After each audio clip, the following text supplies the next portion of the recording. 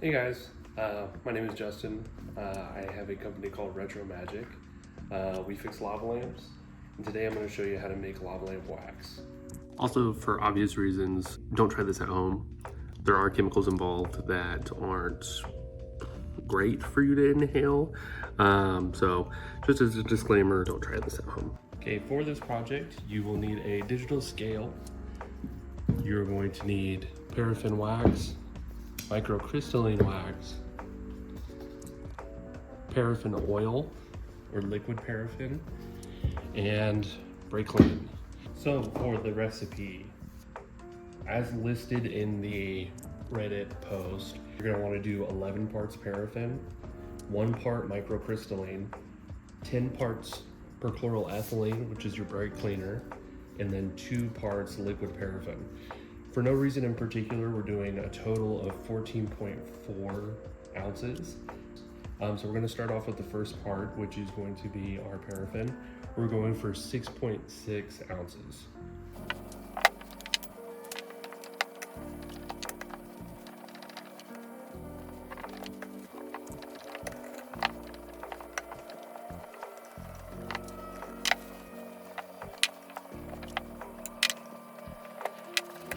Okay, now that we've got the paraffin wax in, we're going to start zeroing it out, and we'll move on to the next step. The next portion of the recipe is 1 part microcrystalline. So for this, it's for this ratio that we're using, it's going to be 0.6 ounces.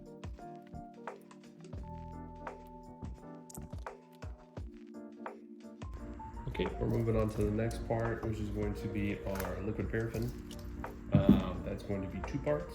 So it's going to be 1.2 ounces.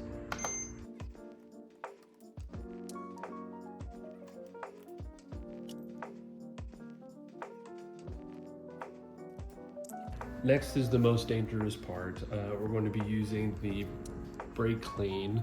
Unfortunately, we do need a lot of it to get it to work. You have to be very careful with brake clean. It is a carcinogen, so you have to make sure you're either in a well-ventilated area or outside while you spray it. What I like to do is get this on the hot plate and get it working, and then I'll go outside and spray my brake clean and then pour it in directly. I'm not going to show that just because it's going to be more difficult. So here it is starting to completely mix. I have this magnetic stir hot plate, which kind of helps out with the process. But following the ratios that we did, it looks like we got about 450 milliliters of wax. That's probably a couple 14.5s or maybe 2 17-inch lamps. Not quite enough for a grande. This is an adequate amount if you're wanting to redo one of those sizes. Okay, and while it's still mixing, I'm gonna go ahead and add our wax dye. You just use candle wax like this. Use solid or liquid. I find that using the solid chunks is a little bit better. I like the color it puts off. Actually today we're working on a custom order, so they requested this sky blue. So we're gonna go ahead and add that. For this part, I generally just eyeball it. See if we need to add more or less. I added 2 chunks there. We'll see what it's looking like. This part, if you're doing it manually, can take a very long time to completely mix the colors together. That's why I highly suggest one of these stirrers.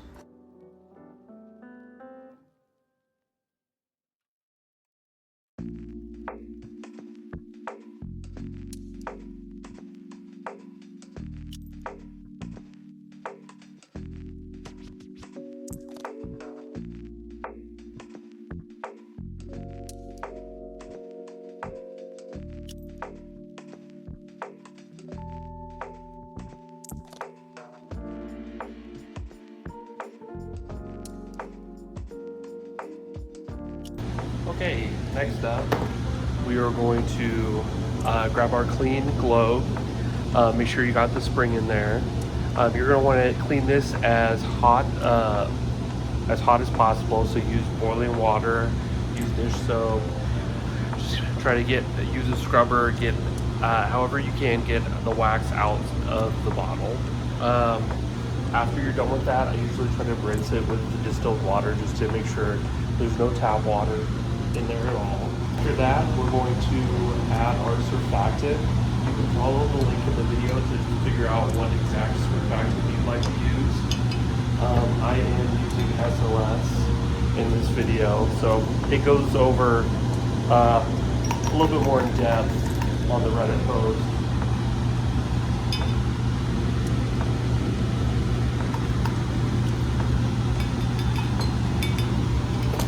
After you've added your surfactant, then we're going to add some distilled water.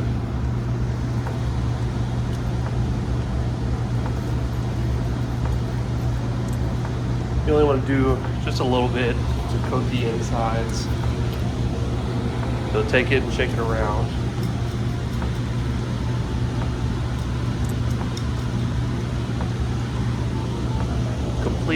Completely coating the walls. You want some nice foam down there to kind of reminds you that you added enough. Everything looks good, and I think we're ready to pour our wax. There's our wax. I'll get the funnel set up.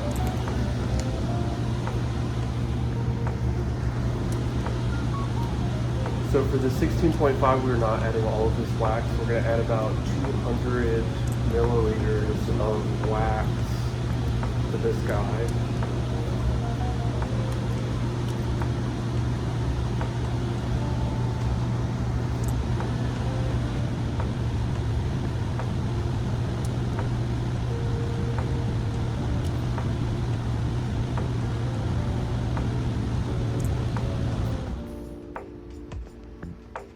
Luckily that was just on the outside of the glass. Very careful when you take it out, you don't want it hitting the walls.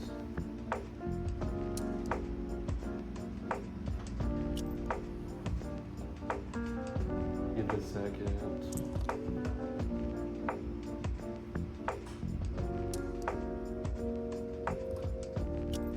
This part is pretty important. After you've poured your wax, you want to let it completely harden before you touch it. Otherwise, you're gonna have melted wax in the sides of the walls. So give it about 15-30 minutes just to fully solidify. Okay, it's been a minute, so we are going to add our distilled water. You really want to make sure it goes down the side of the glass. With the jug that I have, I don't think I'm going to be able to make that happen. We just don't want the wax to catch a whole bunch of air bubbles. If it does, not a big problem, but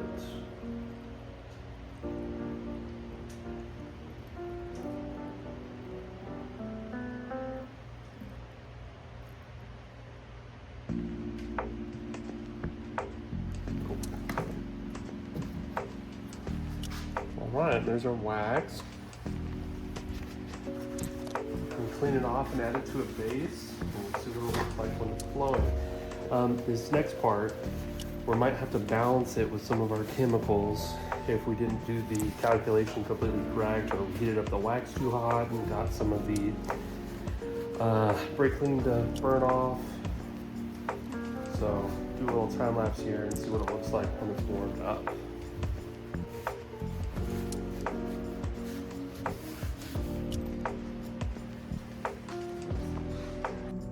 So after you've added the glue to the base and let it heat up, this is what it should look like. This next part, we're going to be adding a mixture of vegetable glycerin and distilled water. This is going to help balance it out. If it doesn't look like this, you might have burnt off too much of the brake cleaner.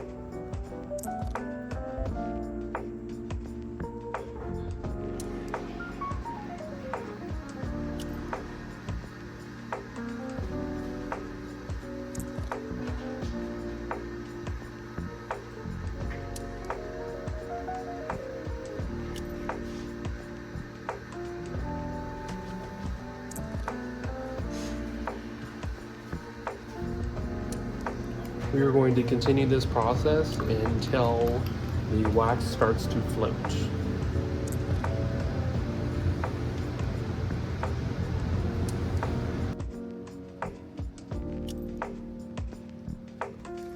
All right, once you have added enough glycerin, it should start looking like this.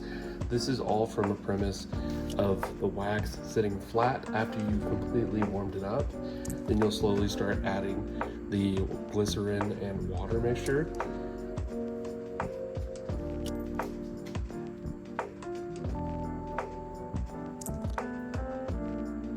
This is where we start tweaking if we need to, so we'll add a little bit extra surfactant. If we notice that it doesn't have enough, you'll be slowly adding drop by drop just to make sure that there's enough bubbles. But this is what the custom wax looks like after you created it.